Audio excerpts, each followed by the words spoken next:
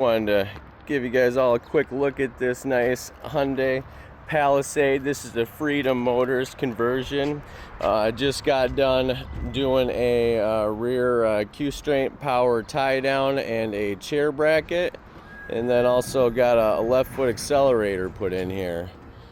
But this vehicle definitely real nice for anyone still wanting that factory vehicle feel. Look at the interior of this thing. It's a beautiful vehicle.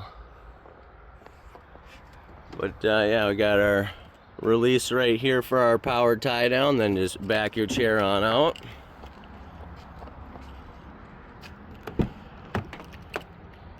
And here we got our left foot accelerator. And if you want, you can easily just pull that clip and remove that so anyone else can drive.